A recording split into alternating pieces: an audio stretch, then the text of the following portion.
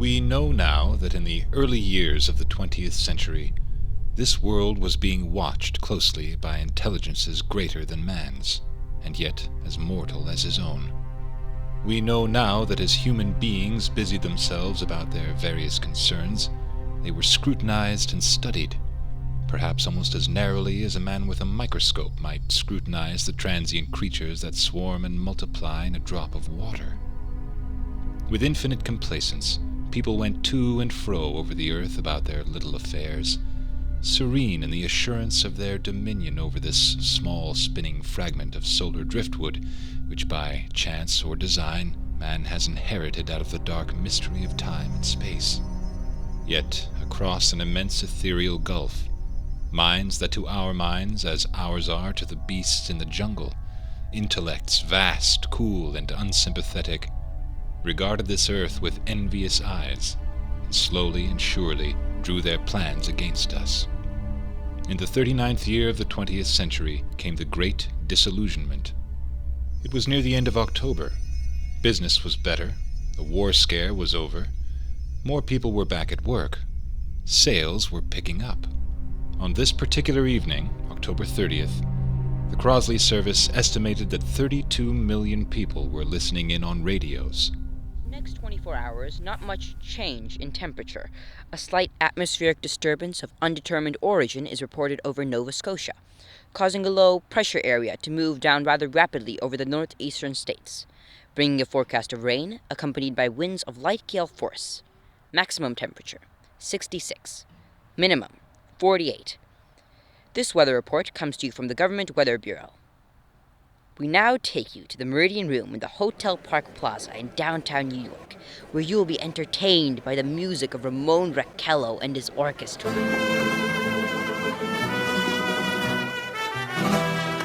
Good evening, ladies and gentlemen.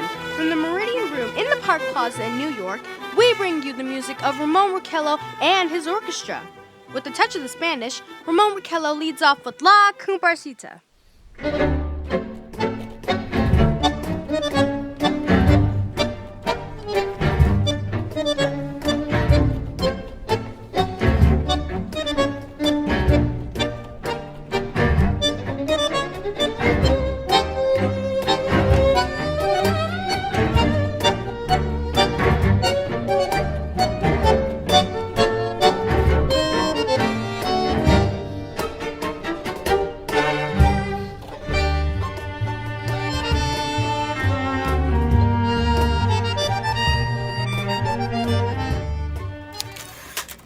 Ladies and gentlemen, we interrupt our program of dance music to bring you a special bulletin from the Intercontinental Radio News.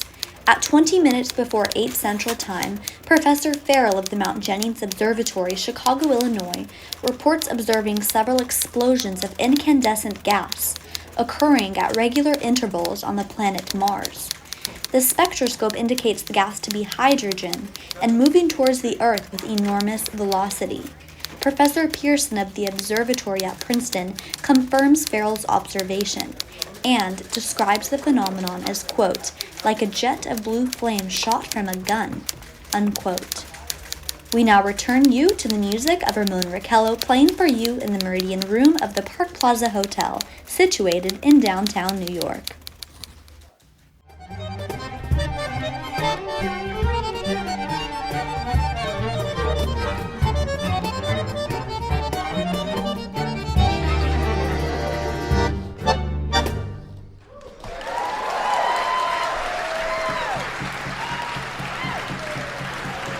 Now, a tune that never loses favor, the ever-popular Stardust, Ramon Raquello and his orchestra.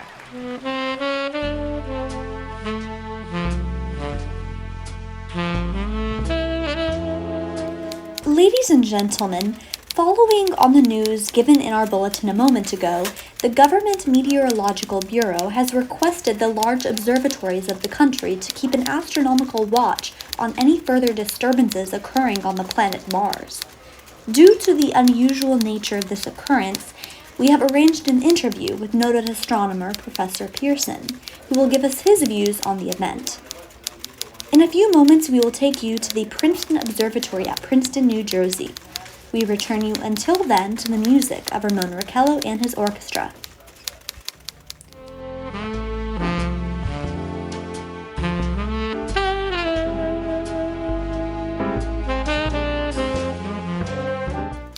We are now ready to take you to the Princeton Observatory at Princeton, where Carol Phillips, our commentator, will interview Professor Richard Pearson, famous astronomer. We take you now to Princeton, New Jersey. Good evening, ladies and gentlemen. This is Carol Phillips speaking to you from the observatory at Princeton. I'm standing in a large, semicircular room, pitch black except for an oblong split in the ceiling. Through this opening, I can see a sprinkling of stars that cast kind of a frosty glow over the intricate mechanism of the huge telescope. The ticking noise you hear is the vibration of the clockwork.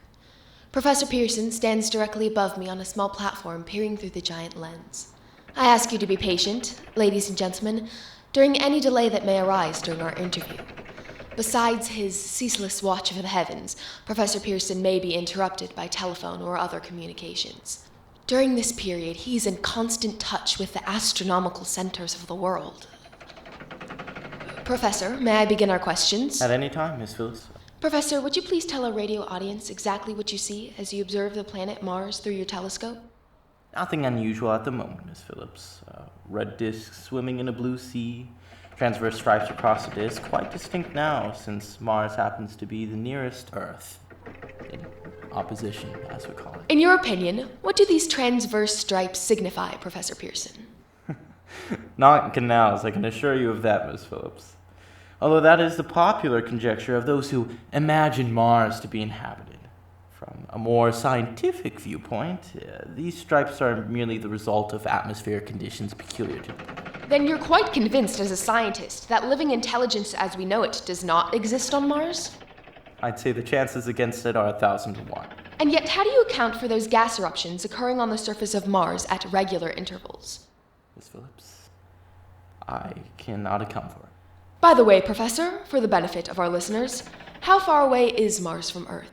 Approximately 40 million miles. Well, that seems a safe enough distance. Thank you. Just a moment, ladies and gentlemen. Someone has just handed Professor Pearson a message. While he reads it, let me remind you that we are speaking to you from the observatory at Princeton, where we are interviewing world-famous astronomer, Professor Pearson. One moment, please. Professor Pearson has just passed me the message which she has just received. Professor, may I read the message to the listening audience? Certainly, Miss Phillips. Ladies and gentlemen, I shall read you a wire addressed to Professor Pearson from Dr. Gray of the National History Museum, New York. 9:15 p.m. Eastern Standard Time.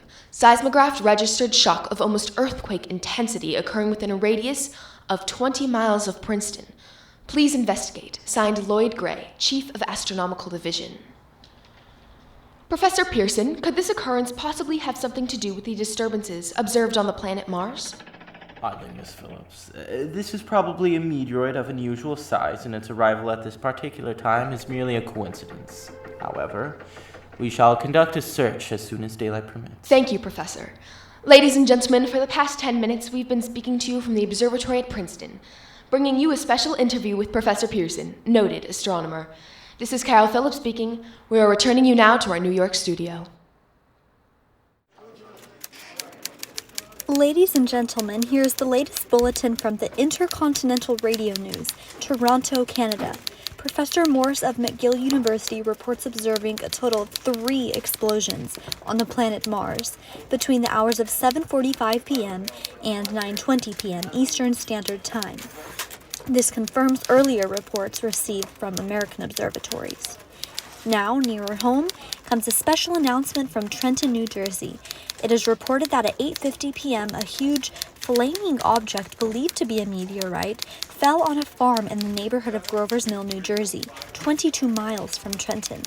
The flash in the sky was visible within a radius of several hundred miles, and the noise of the impact was heard as far north as Elizabeth.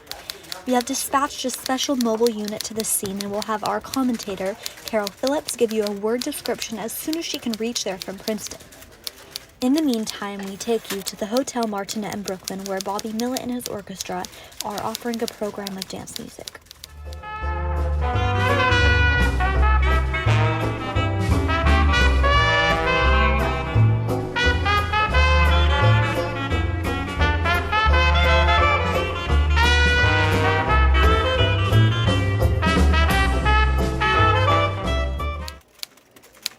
take you now to Grover's Mill, New Jersey. Ladies and gentlemen, this is Carol Phillips again at the Wilmouth Farm, Grover's Mill, New Jersey. Professor Pearson and myself made the 11 miles from Princeton in 10 minutes. Well, I hardly know where to begin to paint you a word picture of this strange scene before my eyes, like something out of a modern Arabian Nights. I guess that's it. Yes, I guess that's the thing, directly in front of me, half buried in a vast pit.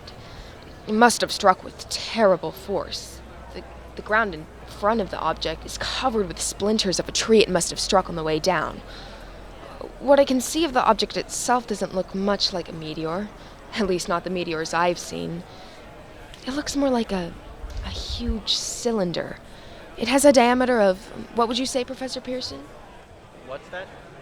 What would you say? What's the diameter? About 30 yards. About 30 yards. The metal on the sheath is, well, I've never seen anything like it.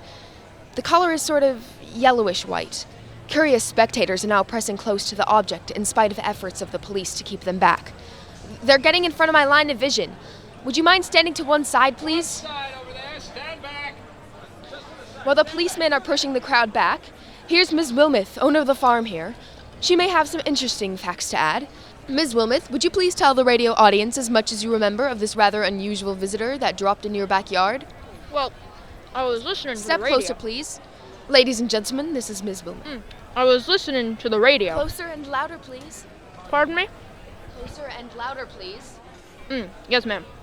Well, I was listening to the radio and kind of drowsing. That professor fellow was talking about Mars, so I was half dozing. And Yes, Ms. Wilmouth, and then what happened? Well, as I was saying, I was listening to the radio kind of halfways. Yes, Ms. Wilmouth, and then you saw something. Not first off. I heard something. And what did you hear? A hissing sound. Like this. Kind of like a 4th of July rocket. And then what? Turned my head out the window and would have sworn I was to sleep and dreaming. Yes? I seen a kind of greenish streak, then zingo. Something smacked the ground, knocked me clear out my chair. Well, were you frightened, Ms. Wilmouth? Well, I ain't quite sure. I reckon I was kinda riled. Thank you, Ms. Wilmouth, thank you. Want me to tell you some more? No, that's quite all right. That's plenty. Ladies and gentlemen, you've just heard Ms. Wilmouth, owner of the farm here where this thing has fallen. I wish I could convey the atmosphere, the background of this fantastic scene. Hundreds of cars have parked in the field back behind us. The police are trying to rope off the roadway leading to the farm, but it's no use. They're breaking right through. Cars' headlights throw an enormous spot on the pit where the objects have buried. Some more daring souls are now venturing near the edge. Their silhouettes stand out against the metal sheen. One man wants to touch the thing. He's having an argument with the policeman. The policeman wins. Now, ladies and gentlemen, there's something I haven't mentioned in all this excitement, but it's coming more distinct. Perhaps you've already caught it on your radio. Listen. Do you hear it? It's a curious humming sound that seems to be coming from inside the object. I'll move the microphone nearer. Now we're not more than 25 feet away. Can you hear it now? Oh, Professor Pearson. Yes, Miss Phillips? Can you tell us the meaning of that scraping noise inside the thing? Possibly the unequal cooling of its surface? I see. Do you still think it's a meteor, Professor? I don't know what to think. The metal casing is definitely extraterrestrial. Not of this Earth, but friction with the Earth's atmosphere usually tears holes in a meteorite, but this is it's smooth, and as you can see, of cylindrical shape. Just a minute. Something's happening. Ladies and gentlemen, this is terrific. The end of the thing is beginning to flake off. The top is beginning to rotate like a screw. The thing must be hollow. Ladies and gentlemen, this is the most terrifying thing I have ever witnessed. Wait a minute. Someone's crawling out of the hollow top. Someone or something. I can see peering out of the black hole two luminous discs. Are they eyes? It might be a face. It might be... Oh my god! Good heavens! Something's wriggling out of the shadow like a gray snake. Now another, and another. They look like tentacles to me. I can see the thing's body. It's large. Large as a bear, and it glistens like wet leather, but that face... Ladies and gentlemen, it's indescribable. I can hardly force myself to keep looking at it. The eyes, they're black, and they gleam like a serpent. The mouth is V-shaped, with saliva dripping from its rimless lips that seem to quiver and pulsate. The monster, or whatever, it can hardly move. It seems to be weighed down by gravity or something. The thing's raising up. The crowd falls back. Now they've seen plenty. This is the most extraordinary experience. I can't find words. I'll pull the microphone with me as I talk. I'll have to stop the description until I can find a new position. Hold on. Will you please? I'll be back in a minute.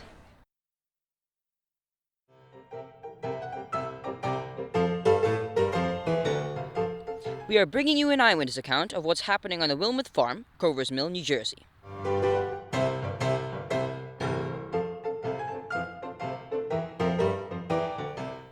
We now return you to Carol Phillips at Grover's Mill. Ladies and gentlemen, am I on? Ladies and gentlemen, here I am back of a stone wall that adjoins Ms. Wilmot's garden. From here I get a sweep of the whole scene. I'll give you every detail as long as I can talk, as long as I can see. More state police have arrived. They're drawing up a cordon in front of the pit, about 30 of them. No need to push the crowd back now. They're willing to keep their distance. The captain is conferring with someone. We can't quite see who. Oh, yes. It's Professor Pearson. Yes, it is. Now they've parted. The professor moves around to one side, studying the object, while the captain and 2 policemen advance with something in their hands. I can see it now. It's a white handkerchief tied to a pole. A flag of truce. If those creatures know what that means. What anything means. Wait, something's happening. A humped shape is rising out of the pit. I can make out a small beam of light against a mirror. What is that? There's a jet of flame springing from the mirror. It leaps right at the advancing men and strikes them on the head. Good Lord, they're turning into flame! Now the whole field's caught on fire. Gas tanks of automobiles. It's spreading everywhere. It's coming this way, about 20 yards to my right.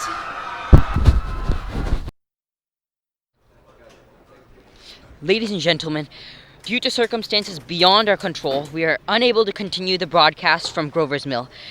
Evidently, there's been some difficulty with our field transmission. However, we will return to that point at the earliest opportunity. In the meantime, we have a bulletin from San Diego, California. Professor Indelkoffer, speaking at a dinner of the California Astronomical Society, expressed the opinion that the explosions of Mars are undoubtedly nothing more than the severe volcanic disturbances on the surface of the planet. We now continue with our piano interlude.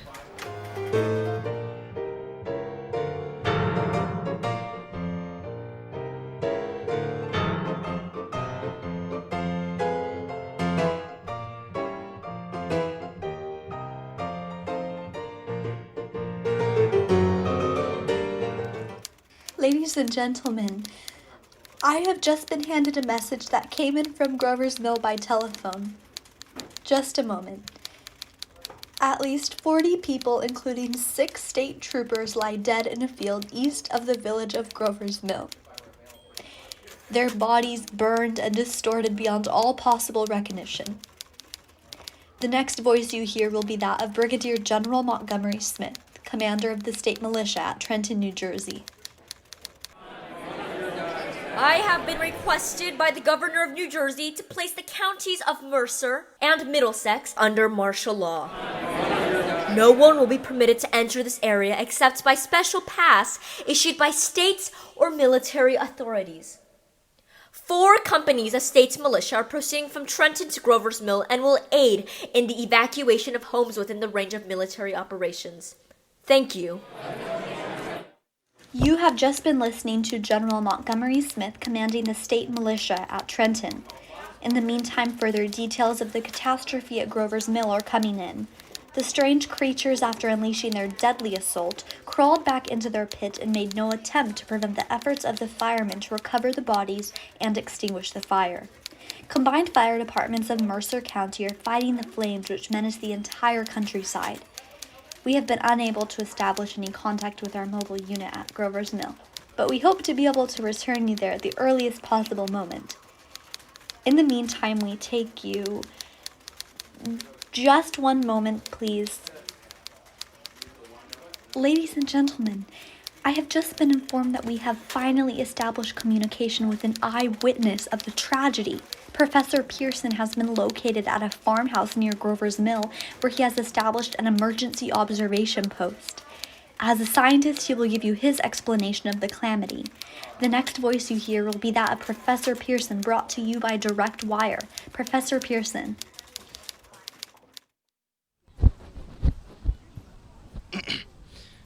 Of the creatures in the rocket cylinder at Grover's Mill, I can give no authoritative information, either as to their origin, their nature, or their purposes here on Earth. Of their destructive instrument, I may venture some conjectural explanation. For want of a better term, I shall refer to the mysterious weapon as a heat ray. Now, it is all too evident that these creatures have scientific knowledge far in advance of our own. Now, it's my guess that in some way they are able to generate an intense heat in a chamber of practically absolute non-conductivity. They then project this heat in a parallel beam against any object they choose. They do this by the means of a polished parabolic mirror of unknown composition, much as the way a mirror in a lighthouse reflects a beam of light. That is my conjecture of the origins of the heat ray. Thank you, Professor Pearson. Ladies and gentlemen, here is a bulletin from Trenton. It is a brief statement informing us that the charred body of Carol Phillips has been identified in a Trenton hospital. Here's a bulletin from State Police, Princeton Junction. The fires at Grover's Mill and vicinity are now under control. Scouts report all quiet in the pit and no sign of life appearing from the mouth of the cylinder. And now, ladies and gentlemen, we have a special statement from Miss McDonald, Vice President in charge of operations. We have received a request from the militia at Trenton to place at their disposal our entire broadcasting facilities. In view of the gravity of the situation, and believing that radio has a responsibility to serve in the public interest at all times, we are turning over our facilities to the state militia at Trenton. We take you now to the field headquarters of the state militia near Grover's Mill, New Jersey. This is Captain Lansing of the Signal Corps, attached to the state militia now engaged in military operations in the vicinity of Grover's Mill. Situation arising from the reported presence of certain individuals of unidentified nature is now under complete control. The cylindrical object, which lies in a pit directly below our position, is surrounded on all sides by 8 battalions of infantry. Without heavy field pieces, but adequately armed with rifles and machine guns, all cause for alarm, if such cause ever existed, is now entirely unjustified. The things, whatever they are, do not even venture to poke their heads out above the pit. I can see their hiding place plainly in the glare of the searchlights here. With all their reported resources, these creatures can scarcely stand up against the heavy machine gun fire. Anyway, it's an interesting outing for the troops. I can make out their khaki uniforms crossing back and forth in front of the lights. It looks almost like a real war. There appears to be some slight smoke in the woods bordering the Millstone River.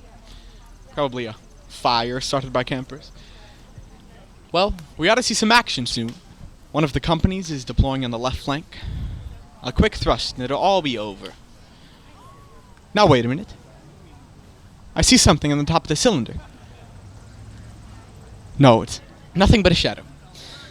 Now the troops on the edge of the Wilmouth farm, 7,000 armed men closing in on an old metal tube. Wait. That wasn't a shadow. It's something moving. Kind of shield-like affair rising up out of the cylinder. It's going higher and higher. wide, standing on legs, actually rearing up on a sort of metal framework. Oh my god! Now it's reaching above the trees and the searchlights around it. Hold on!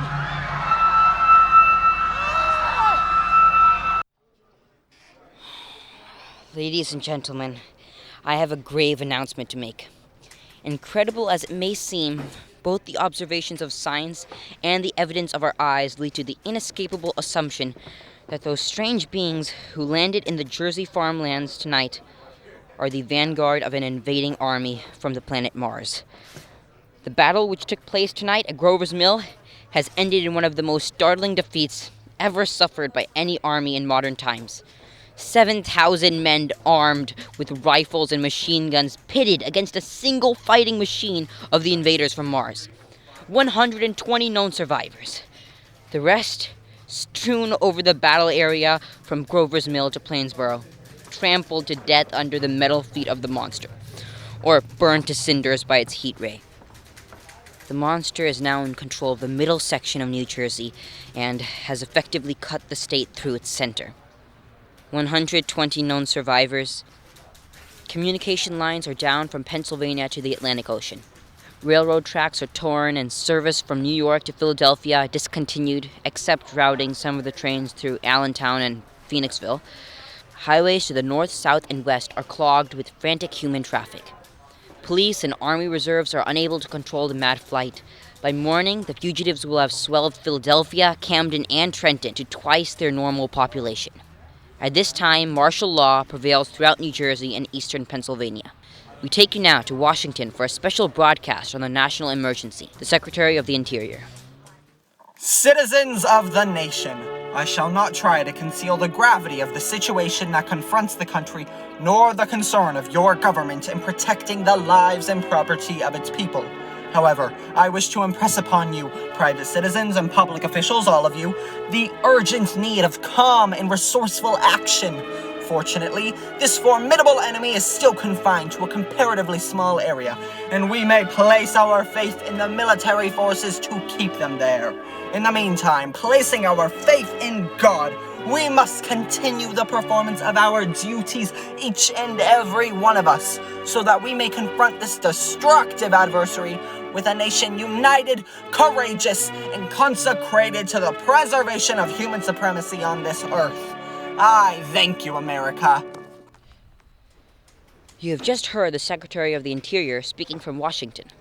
Bulletins too numerous to read are piling up in the studio here. We are informed the central portion of New Jersey is blacked out from radio communication due to the effect of the heat ray upon power lines and electrical equipment. Attempts made to locate Professor Pearson at Princeton, who has observed Martians at close range. It is feared he was lost in recent battle. Langham Field, Virginia. Scouting planes report 3 Martian machines visible above treetops, moving north towards Somerville with the population fleeing ahead of them. Heat ray not in use. Although advancing at express train speed, invaders pick their way carefully. They seem to be making conscious effort to avoid destruction of cities and countryside. However, they stop to uproot power lines, bridges, and railroad tracks. Their apparent objective is to crush resistance, paralyze communication, and disorganize human society. Here is a bulletin from Basking Ridge, New Jersey. Fur trappers have stumbled on a second cylinder similar to the first embedded in the Great Swamp 20 miles south of Morristown. Army field pieces are proceeding from Newark to blow up second invading unit before cylinder can be opened and the fighting machine rigged. Another bulletin from Langham Field, Virginia. Scouting planes report enemy machines, now 3 in number, increasing speed northward, kicking over houses and trees in their evident haste to form a conjunction with their allies south of Morristown. Machines also sighted by telephone operator east of Middlesex within 10 miles of Plainfield. Here's a bulletin from Winston Field, Long Island. Fleet of Army bombers carrying heavy explosives flying north in pursuit of enemy. Scouting planes act as guides. They keep speeding enemy in sight. Just a moment, please. Ladies and gentlemen, we've run special wires to the artillery line in adjacent villages to give you direct reports in the zone of the advancing enemy. First, we take you to the battery of the 22nd Field Artillery, located in the Watchtongue Mountains. Range, 32 meters. 32 meters. Projection, 39 degrees. 39 degrees. Fire! 140 yards to the right, sir. Shift range, 31 meters. 31 meters. Projection, 37 degrees. 37 degrees. Fire! A hit, sir. We've got the tripod on one of them. They've stopped. The others are trying to repair it. Quick, get the range. Shift, 30 meters. 30 meters. Projection, 27 degrees. 27 degrees. Fire! Can't see the shell land, sir. They're letting off a smoke. What is it? A black smoke, sir. Moving this way, lying close to the ground. It's moving fast. Put on the gas masks. Get ready to fire. Shift, 24 meters. 24 meters. Projection, 24 degrees. 24 degrees. Fire! Still can't see, sir. The smoke's coming nearer. Get the range. 23 meters. 23 meters. 23 meters. Projection, 22 degrees. 22 degrees.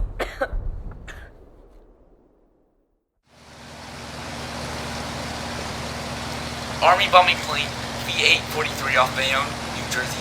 Lieutenant Vought commanding 8 bombers. Reporting to Commander Fairfax, Langham Field.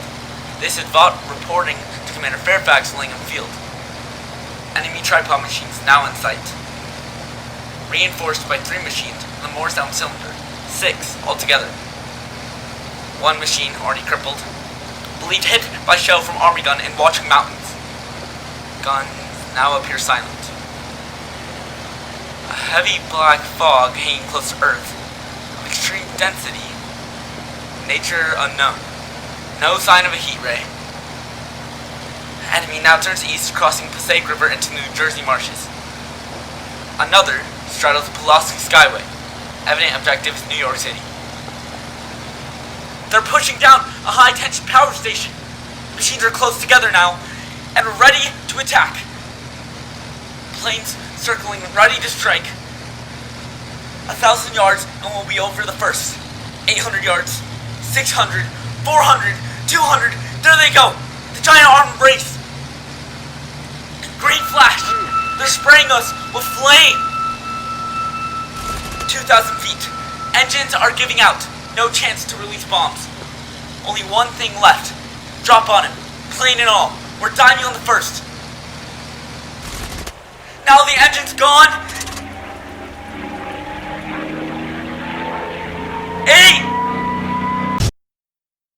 This is Newark, New Jersey. This is Newark, New Jersey. Warning. Poisonous black smoke pouring in over Jersey marshes. Reaches South Street. Gas masks useless. Urge population to move into open spaces. Automobiles use routes 7, 23, 24. Avoid congested areas. Smoke now spreading New Jersey, over calling Langham Field. This is Band New Jersey calling Langham Field. This is Langham Field. Go ahead.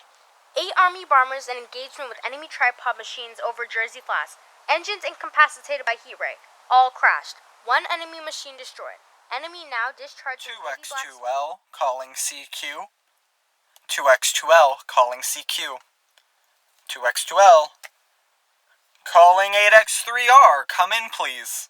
This is 8X3R coming back at 2X2L. How's reception? Where are you, 8X3R? What's the matter? Where are you? I'm speaking from the roof of the broadcasting building, New York City. The bells you hear are ringing to warn the people to evacuate the city as the Martians approach. Estimated in the last 2 hours, 3 million people have moved out along the roads to the north.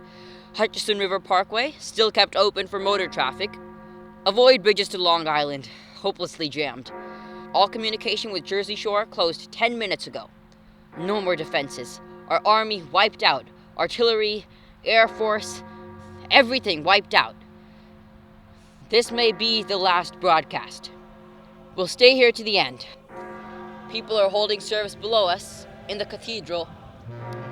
Now I look down the harbor. All manner of boats, overloaded with fleeing population, pulling out from docks. Streets are all jammed, noise and crowds like New Year's Eve in city. Wait a minute. Enemy now in sight above the Palisades. 5 great machines. First one is crossing river. I can see it from here, wading the Hudson like a A man wading through a brook. A bulletin's handed me. Martian cylinders are falling all over the country. One outside Buffalo, one in Chicago, St. Louis. Seem to be timed and spaced. Now the first machine reaches the shore. He stands watching, looking over the city. His steel, cowlish head is even with the skyscrapers. He waits for others. They rise like a line of new towers on the city's west side. Now they're lifting their metal hands. This is the end now. Smoke comes out, black smoke drifting over the city. People in the streets see it now. They're running towards the East River, thousands of them dropping in like rats. Now the smoke's spreading faster. It's reached Times Square. People trying to run away from it, but it's no use. They're falling like flies. Now the smoke's crossing 6th Avenue, 5th Avenue, 100 yards away. It's 50 feet!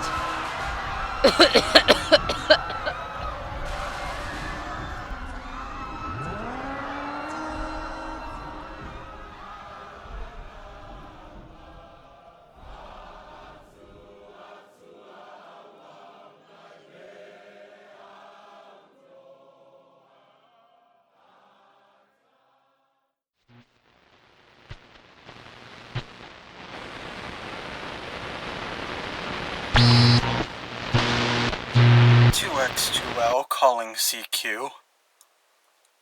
2x2L calling CQ. 2x2L calling CQ. New York? Isn't there anyone on the air? Isn't there anyone on the air? Isn't there anyone? 2x2L? I must eat. I found moldy bread in the kitchen and an orange not too spoiled to swallow. I keep watch at the window. From time to time I catch sight of a Martian above the black smoke. The smoke still holds the house in its black coil, but at length there is a hissing sound, and suddenly I see a Martian mounted on his machine, spraying the air with a jet of steam as if to dissipate the smoke. I hide in a corner as his huge metal legs nearly brush against the house. I'm so exhausted. 2x2L calling CQ. As I set down these notes on paper, I'm obsessed with the thought that I may be the last living man on Earth. I've been hiding in an empty house near Grover's Mill, a small island of daylight cut off by the black smoke from the rest of the world. All that happened before the arrival of these monsters seems a part of another life. A life that has no continuity with the present, furtive existence of the lonely derelict who pencils these words on the back of some astronomical notes bearing the signature of Richard Pearson. I look down at my blackened hands, my torn shoes, my tattered clothes, and I try to connect them with a professor who lives at Princeton, and who on the night of October 30th glimpsed through his telescope an orange splash of light on a distant planet. My wife, my colleagues, my students, my books, my observatory, my world. Where are they? Did they ever exist? Am I Richard Pearson? What day is it? Do days exist without calendars? Does time pass when there are no human hands left to wind the clocks? In writing down my daily life, I tell myself that I shall preserve human history between the dark covers of this little book that was meant to record the movement of stars. Morning. Sun streams in the window.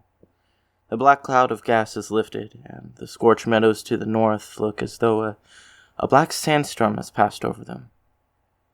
I venture from the house. I make my way to the road.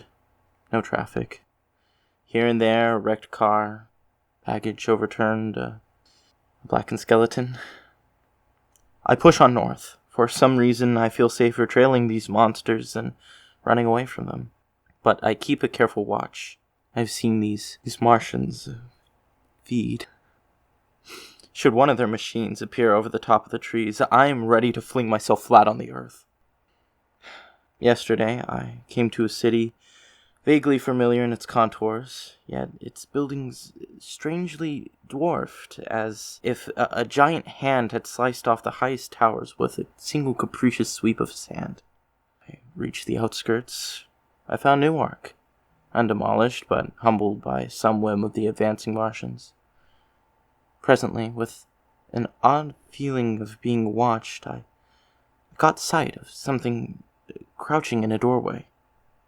I made a step towards it, and it arose and became a man. A man armed with a large knife. Stop! Where'd you come from? I come from many places. A long time ago, from Princeton. Princeton, huh? That's near Grover's Mill. Yes? Grover's Mill. There's no food here. This is my country. All this end of town down to the river, there's only food for one. Which way are you going? I don't know. I'm looking for people. What was that? Did you hear that just then? It's only a bird. A live bird. You get to learn that birds have shadows these days. Say, we're out in the open here. What do you say we crawl into that doorway and talk? Have you seen any Martians? Nah. They gone over to New York. At night, the sky is alive with their lights, just as if people were still living in it. And by daylight, you can't see them. 5 days ago, a couple of them carried something big across the flats at the airport. I believe they're learning how to fly. Fly? Yeah, fly. Then it's all over with humanity. Stranger, there's still you and I. 2 of us left. They got themselves in solid. They wrecked the greatest country in the world. Those green stars, they're probably falling somewhere every night. They've only lost one machine. There's nothing to do. We're done. We're licked. Where were you? You're in a uniform. Yeah, what's left of it. I was in the militia. National Guard. That's good. It wasn't any more war than there's war between men and ants. We're eatable ants. I found that out. What will they do with us? I've thought it all out. Right now, we're caught as we're wanted. The Martian only has to go a few miles to get a crowd on the run, but they won't keep doing that. They'll begin catching us systematic-like, keeping the best and storing us in cages and things. They haven't begun on us yet. Not begun? Not begun. All that's happened so far is because we don't have sense enough to keep quiet. Bothering them with guns and such stuff and running off in crowds and things. Now instead of our rushing around blind, we gotta fix ourselves up. Fix ourselves up according to the way things are now. Cities, nations, civilizations, progress. All that's done. Then what is there left to live for? Well, there won't be any more concerts for about 1,000,000 years or so. And no more nice little dinners at restaurants. So if it's amusement you're after, I guess the game's up. What's left? Life, that's what. Yeah, I want to live, and so do you. We're not going to be exterminated. And I don't intend to be caught either and tamed and bred and fattened like an ox. What are you gonna do? I'm going on. Right under their feet. We men, as men, are finished. We don't know enough. We gotta learn plenty before we got a chance. And we gotta live and keep free while we learn, see? I've thought it all out, see? Tell me the rest. Well, it isn't all of us that were made for wild beasts. And that's the way it's gotta be. That's why I watched you. All these little office workers that used to live in these houses, they'd be no good. They haven't any stuff to them. They just used to run off to work. I've seen hundreds of them. Running wild to catch their commuter train in the morning for fear they'd get canned if they didn't. Running back at night, afraid they won't be in time for dinner. Lives insured and a little invested in case of accidents. And worried about the hereafter on Sundays. The Martians will be a godsend for those guys. Thought it all out, haven't you? You bet I have. And that isn't all. These Martians will make pets of some of them. Train him to do tricks, who knows. Get sentimental over the pet boy who grew up and had to be killed. And some, maybe, They'll train to hunt us. No, that's impossible. No human being would Yes, ever... they will. There's men who will do it gladly. If one of them ever comes after me, why... In the meantime, you and I and others like us, where are we to live when the Martians rule the Earth? I've got it all figured out. We'll live underground. I've been thinking about the sewers. Under New York are miles and miles of them. The main ones are big enough for anybody. And then there's cellars, vaults, underground storerooms, railway tunnels, subways. You begin to see, huh? And we'll get a bunch of strong men together, no weak ones. That rubbish, out. And you meant me to go? Well, I gave you a chance, didn't I? We won't quarrel about that. Go on. And we've got to make safe places for us to stay in, see? And get all the books we can. Science books. That's where men like you come in, see? We'll raid the museums. We'll even spy on the Martians. It may not be so much we have to learn on before... Just imagine this. 4 or 5 of their own fighting machines suddenly start off. Heat rays right and left, and not a Martian in them, not a Martian in them! But men! Men who have learned the way how! It may even be in our time! Gee, imagine having one of them lovely things, with its heat ray wide and free. We turn it on Martians, we turn it on men! We'd bring everybody to their knees. That's your plan? You, and me, and a few more of us, we'd own the world! I see. Say, what's the matter? Where are you going? Not to your world. Goodbye, stranger. Where are you going? After parting with the artilleryman, I came at last to Holland Tunnel. I entered that silent tube, anxious to know the fate of the great city that lay on the other side of the Hudson. Cautiously, I came out of the tunnel and made my way up Canal Street. I reached 14th Street, and there again were black powder, several bodies, an evil, ominous smell coming from the gratings of the cellars of some of the houses. I wandered up through the 30s and 40s. I stood alone on Times Square.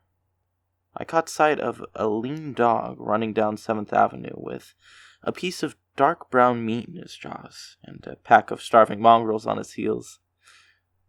He made a wide circle around me as though he feared I might prove a fresh competitor. I walked up Broadway in the direction of the strange powder, past silent shop windows, and I climbed a small hill above the pond on 16th Street.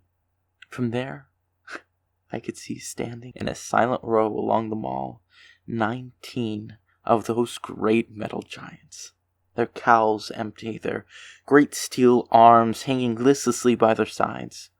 I looked in vain for the monsters that inhabited those machines. Suddenly, my eyes were attracted to an immense flock of black birds that hovered directly below me. They circled to the ground, and there before my eyes, stark and silent, lay the Martians, with the hungry birds pecking and tearing brown shreds of flesh from their dead bodies. Later, when their bodies were examined in the laboratories, it was found that they were killed by the putreficative and disease bacteria against which their systems had no defense. Slain after all men's defenses had failed, the humblest thing that God in his wisdom put upon this earth. Before the cylinder fell, there was a general persuasion that throughout all the deep of space no life existed beyond our petty surface of this minute sphere. But now we see further. Dim and wonderful is the vision I've conjured up in my mind of life spreading slowly from this little seedbed of the solar system, far throughout the vastness of sidereal space. But that is a remote dream. Strange it now seems to sit in my peaceful study at Princeton, writing down the last chapter of this record begun in a deserted farm in Grover's Mill. Strange to see from my window the university spires dim and blue through an April haze. Strange to watch children playing in the streets. Strange to see the young people strolling on the green where the new spring grass heals the last black scars of the bruised earth. Strange to watch the sightseers enter the museum where the disassembled parts of the Martian machine are kept on a public view. Strange when I recall the first time I saw it, bright and clean cut and silent. under the dawn of the last great day.